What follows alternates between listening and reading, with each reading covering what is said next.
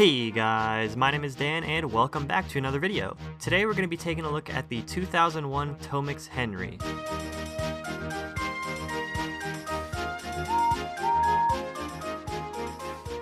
Recently, I took a look at the new Bachmann N-Scale Gordon, and it was a really nice model, but it did have a few problems, which I detailed in my review. Now, Bachmann has announced that they are also going to be making Henry, presumably with the same chassis and a very similar overall design philosophy. The thing is, Henry has been released in N-Scale before, by Tomix in 2001, 24 years ago. And in this video, I'll be explaining why I'm sad to say that I don't think the Bachmann Henry is going to be able to top this Tomix Henry. Hear me out, stick around to the end of the video, and then let me know in the comments if you agree with me. Now first, let's take a look at the history of the Tomix Henry.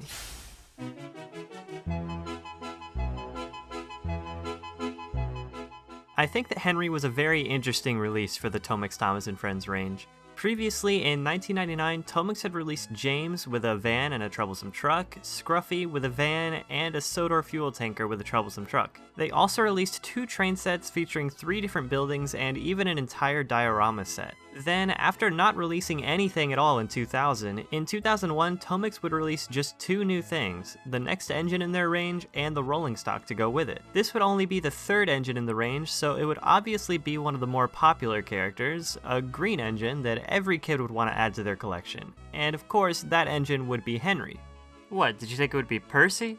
He wouldn't be released in this range for another 4 years, and I'm not making that video until 2027, so you'll have to wait a while. This Henry would go on to be considered the rarest and most expensive Tomix model, despite not actually being the rarest. That's Percy, but we'll get to that in 2027. Here's the box that Henry came in, and there's not much to say about it, since it's just like all the other Tomix boxes that I've seen in my other Tomix reviews. But it is interesting to me that it's in the exact same size box as everything else in the range, despite how big Henry is. I wonder if they planned from the beginning for the bigger engines to fit into the box top to bottom like this. Down at the bottom here, there's a little picture of Henry on a layout, and Henry's name is printed along with his rolling stock, a red express brake coach. The composite coach is sold separately, which I also have here. You only ever need one brake coach, so throwing it in for free with the engine is a great idea to me. Then you can just buy as many composite coaches as you need separately. This means that Henry has something to pull right out of the box, and you only have to buy one extra express coach to make the length of a train that you'd often see in the show, 2 coaches. I do wish I had one more though to make it a 3-coach train. I honestly love this policy from Tomix of including rolling stock with the engines. I think it adds a lot to the value of every purchase, and it reminds me of Tomy, who always did the same thing, which makes sense because they are the same company. Anyway, now that we got Henry out of the box, let's take a look at the detail.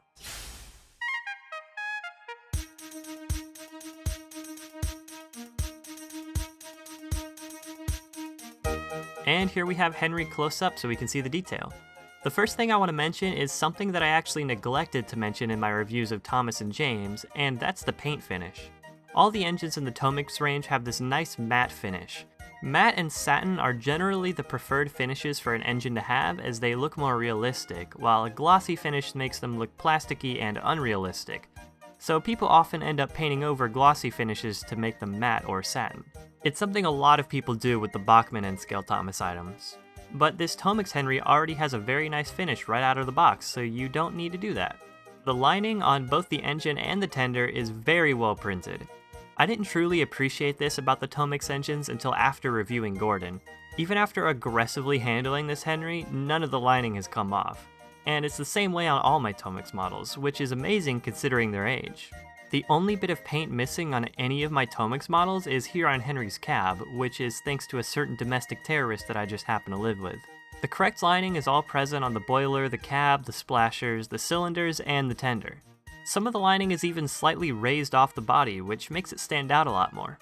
The handrails are molded as usual, but unfortunately they're painted light gray instead of silver. I would have liked to see some silver there instead of just gray, and the whistle is equally disappointing in this regard, being just yellow instead of painted brass like James's was. You never like to see a downgrade. If they could make James's painted to look like metal, then they could have done the same with Henry.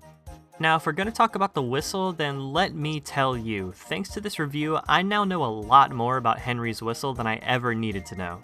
To make a long story short, I'll just say that it is accurate, and here's a shot from the Flying Kipper to prove it, but it was a hassle to figure that out. Before this episode, Henry of course had a different whistle in his old shape, and for some reason they continued using the close-up shot of that whistle long after his shape had changed, despite his whistle clearly not looking like that anymore. So that caused some confusion for me when I was researching Henry's accuracy. It was hard to find any shots where Henry's new shape whistle was even visible, so I looked at some promo shots and I found that at some point, for some reason, his whistle shape changed again, as you can see in this season 8, 9, 10, or whatever promo shot with Gordon. I have no idea why Henry needed to have 3 whistles throughout the series, but he did. And I haven't even looked at the CGI series, and I don't want to. But that's enough about the whistle. We need to move on to everybody's favorite segment here on the channel, Dan's Running Board Discussion Hour. Taking a look at Henry's front, it's mostly blank, just like all the other Tomix engines. There's just a dummy coupler on the front and the back, along with a standard Rapido-style N-scale coupler, and that's it for the running board. Moving on. Another negative point here for Henry is the valve gear. Some of it is done in plastic instead of metal, and his eccentric rod is completely missing. Here's Gordon's valve gear for comparison with the missing part circled, since I know your dumbass doesn't know what an eccentric rod is. Now I do want to point out that the valve gear being plastic was and still is very common for N-scale models. It's 2025 and we're only just now getting fully realized valve gear in this scale within the last half a decade or so you really have to blame this plastic valve gear on the time it was released, not the quality of a Tomix model. I don't hold it against the model, considering the other areas where it is miles ahead of some other models from today, which we'll talk about more in the mechanism portion of the video. This valve gear is honestly the only sign that this is a 24-year-old model. Other than that, it pretty much holds up against what Bachmann is making today, besides that, I talk about it too much. The cab has open windows in the front and the side, but the inside is completely taken up by the motor. But luckily for those modelers that like to pretend they like to put figures in their models, the tender has plenty of room for you to pose those figures. Unluckily tuggily for those people though, none of your figures will work in this scale anyway. That is something worth mentioning, by the way. I know I say it in every Tomix review, but I do want to remind you that Henry is in this weird Tomix scale, and that means that it runs on N-scale track and fits in with other models from this range, but it is not size compatible with any other N-scale models, including the Bachmann Thomas N-scale range and other N-scale products. They all use the same couplings and everything, but it just looks wrong. I imagine this is what Gordon's superiority complex makes him feel like every time he sees Henry pulling the Express better than him. Moving on to the tender, the coal load looks nice and realistic, and the stuff here in the back is here in the back. The section in between the loco and the tender, with the ladder and the little door thingy, is molded correctly along with the details around the wheels, which makes this pretty much a perfect tender detail-wise. It's also a perfect tender mechanism-wise, as the tender drawbar is actually a permanent coupling that you can't easily detach without unscrewing it. After 4 months of fucking around with the Bachmann Gordon and its detachable tender, I am so tired of recoupling it all the time, and I'm glad to see Henry has this style of coupling with the tender. The reason Henry's tender is permanently attached is that it actually has tender pickups built in, which is just, who would ever think of doing that with a model, right? The last bit of detail we'll look at is the face, and this looks to me just like Henry's smiling face ripped straight out of the show. And I don't know about you, but the face is the most important part of a Thomas model for me. So this perfect model series face really elevates Henry quite a lot. I'm sure when Bachmann's Henry comes out that it'll be far superior as far as some details go, but I can never see a CGI Henry face topping this model series Henry face. So although this model is taken down a bit by a few minor problems with the detail overall on Henry is pretty positive for me. He looks just like Henry, and Henry looks cool, so I'm happy. I love seeing a big engine like Henry put next to Thomas with the correct size and proportions. Anyway, with the detail on Henry taken care of, let's take a quick look at Henry's express coaches.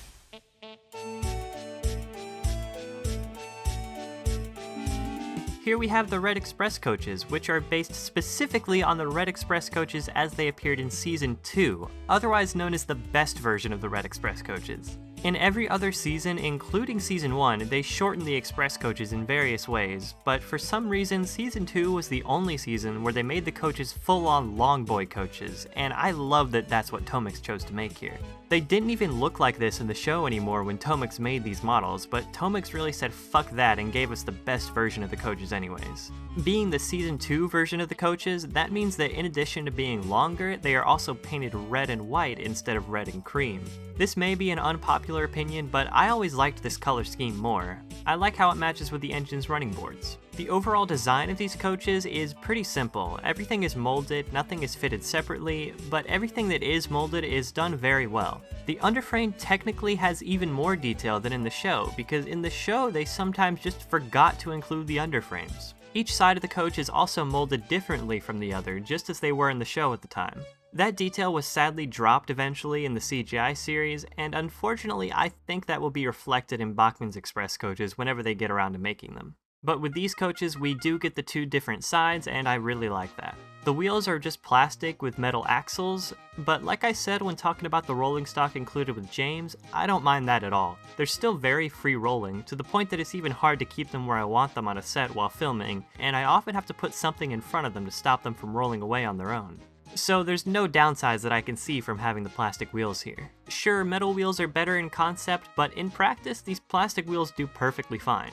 Each end of the coach has the little ladder molded, and the buffers have their own unique shape that they had for some reason. They even got the shape of the coaches themselves right. They contour out a little bit instead of just being rectangles. That's a detail that no one would have noticed if it wasn't there, but they did it anyway. These dinky little things are exactly what they need to be. They've got the detail, they roll well, and they even have a cheeky little weight inside to keep them from derailing on Kato's shitty turnouts. 10 out of 10 perfect coaches, but how well does Henry pull them? To find out, let's go ahead and take a look at Henry's mechanism.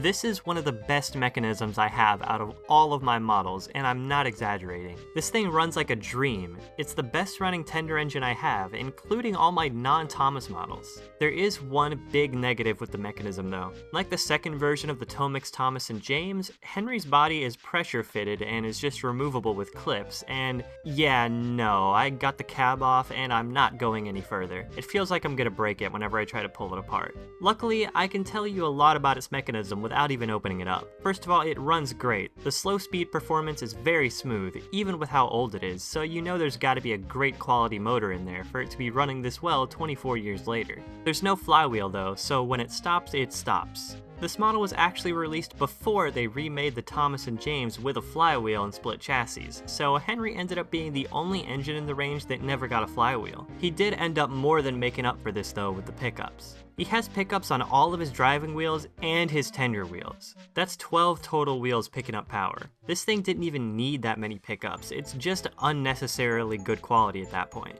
Meanwhile, I can think of certain other engines that really did need a lot of pickups and didn't get jack shit. Sure, this model doesn't have a flywheel, but with those tender pickups, this thing will never cut out. It keeps running smoothly all the time, and that smooth running is also helped by the fact that he actually has brass bearings on his driving wheels, which you can just barely see without even having to open up the loco. So yeah, besides the lack of a flywheel, this thing has a great quality mechanism. So now let's go ahead and look at that mechanism running around the set.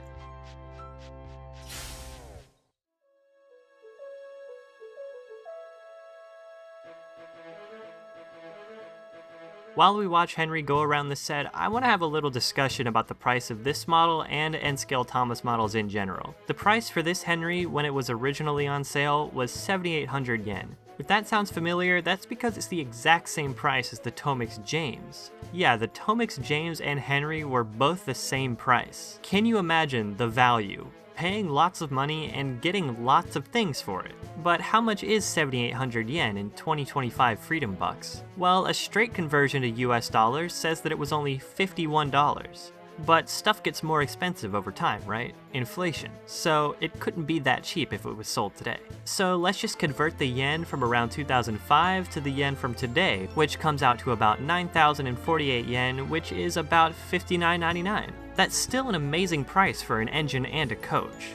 But if you keep up with geopolitics, you know that the yen is pretty weak right now, so it's not really a fair conversion. Just to be safe, let's do the math for back when the yen was a little bit stronger and $82. Do all the inflation math, all the currency conversion, and the most you're gonna get for the price of this thing is $82. Do you understand how good the value is there? I don't mean to shit on the Bachmann Thomas N-scale range at every opportunity I get. It's a good range and I recommend it, but the Bachmann Thomas N-scale range's express coaches coming out later this year are listed as costing $40.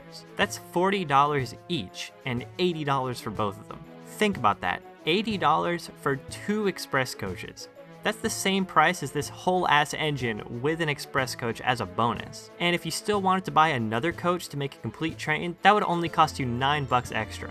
So that's $91 total for Henry and both express coaches in today's money. That much money won't even get you the Bachmann Gordon alone, and hell, it won't even get you the Bachmann James. But you can't buy the Tomix Henry in 2005 anymore, you're buying it in 2025. And searching for the Tomix Henry on eBay, $275 is the cheapest I could find at the time of writing this review, but most of the listings are well over $300. That's a lot of money for a kid's model that's almost 25 years old. But if you add together the price of a Bachmann Gordon and one express coach and then double it, you'll get the price that you're likely to pay for the Tomix Henry on eBay. Sure, I doubled the price, but it's a rare model from a quarter decade ago.